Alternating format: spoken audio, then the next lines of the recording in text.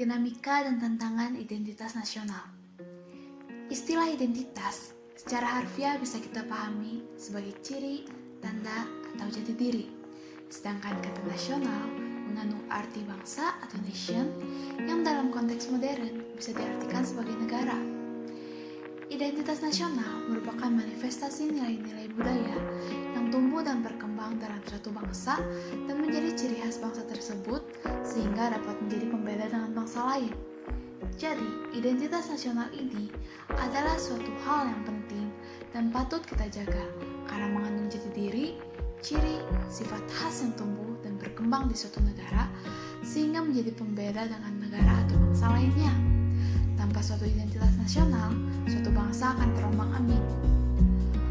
Adapun unsur-unsur pembentuk identitas nasional diantaranya adalah suku bangsa, agama, budaya, dan bahasa. Lalu, apakah yang mencakup identitas nasional bangsa Indonesia?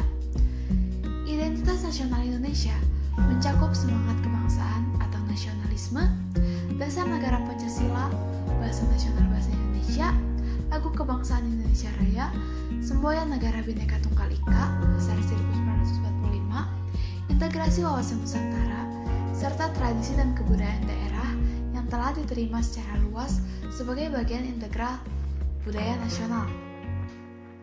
Seiring berjalannya waktu, kita dapat melihat bahwa identitas nasional bangsa Indonesia perlahan-lahan mulai terkikis oleh pengaruh eksternal yang masuk ke dalam negara Indonesia.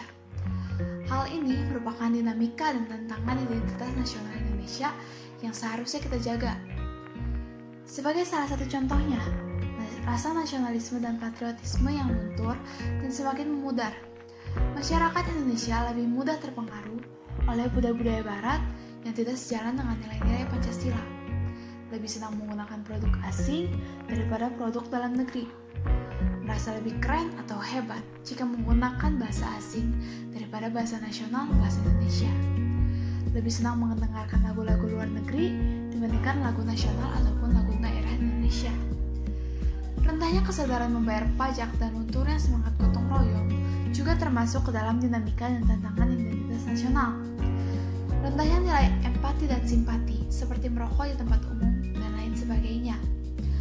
Oleh karena itu, tantangan terkait memudarnya rasa nasionalisme dan patriotisme patut mendapat perhatian.